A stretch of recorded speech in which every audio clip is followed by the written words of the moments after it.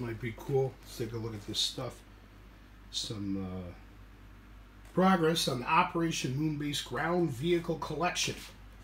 And indeed, I've now branched out into the other Marks playsets which followed that used those forms. Here we're seeing them shown with what I believe is a correct figure from the playset they originated in. And the distinction that I'm making is that the lighter colored blue vehicles are original 1962 Operation Moonbase vehicles, so they each get an Operation Moonbase dude. There's the Wrecker, I guess is what it's supposed to be, and then the hydrogen tank, or the just the liquids tank truck with the iconic hard suit aliens.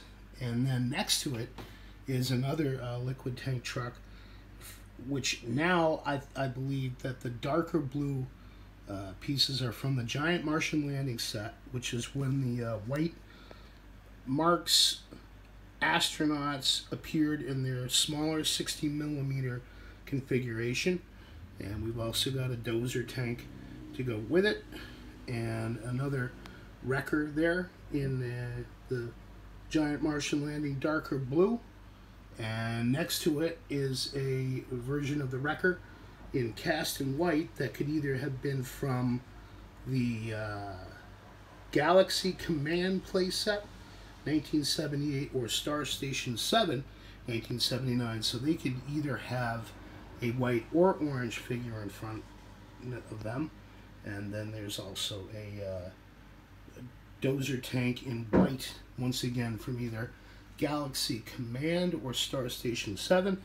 And amongst the pieces that came bouncing out of that lot was one of the white ring hand spacemen. And sure enough, the other day when pulling in the white vehicles, it also included this yellow guy, orange guy, who's also a ring hander.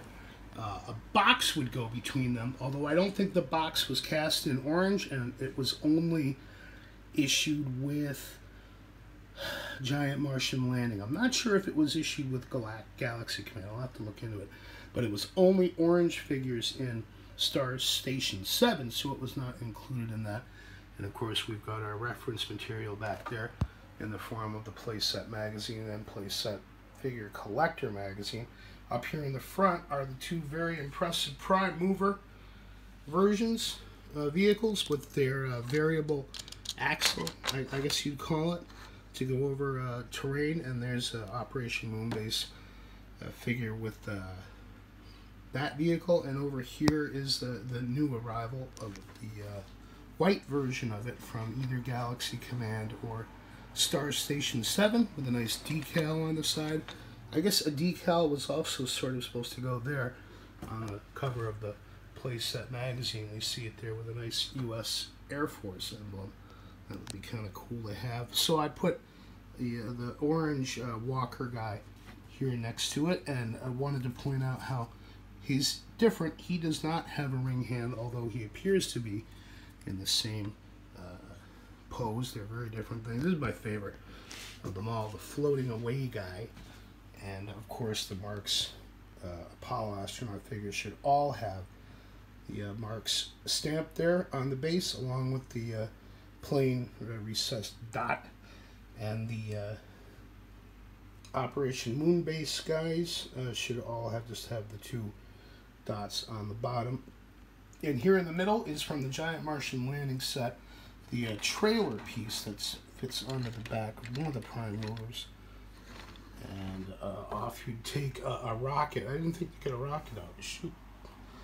It would haul a rocket off to one of the launching pieces from it.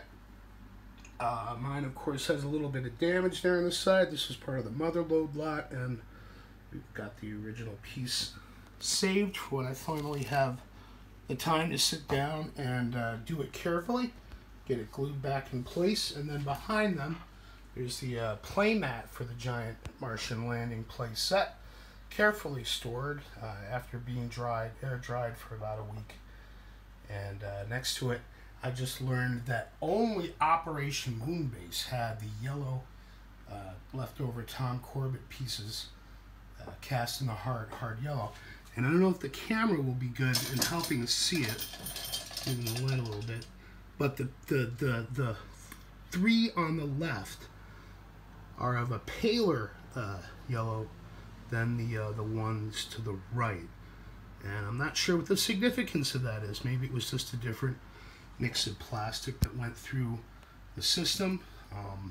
I know that for Giant Martian Landing they were cast in a gray, and for Galaxy Command in a sort of neon green. Drawing a blank right now of what they were cast in. Although they were also cast in yellow for Star Station 7, but they did not include those smaller pieces. It had that radar thing, and I'm pretty sure it had the tanks. And then next to it in this marvelous sort of softer ice cream crust, what do you call it? The sugar crust that you put on an ice cream novelty orange. We've got the space capsule with its pilot. This odd little escape thing next to it. I'm not sure what it's supposed to be.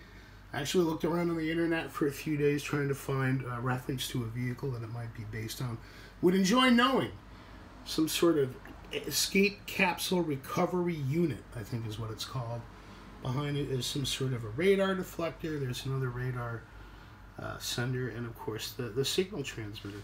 So we're coming right along. Although I'm not fooling myself, you know, without the box and without the playmat, it's not Operation Moonbase, and it certainly isn't without the Moon Mountain. And we got a ways to go before I'll be bringing any of that home. But I just wanted to show how we're getting along with it. Taking our time, finding the decent deals, picking them up, making it work. You gotta love the prime mover, bro. You know you want one. Love how it looks in white with that that emblem on the side, or decal, or whatever it is. Anyway, don't get carried away.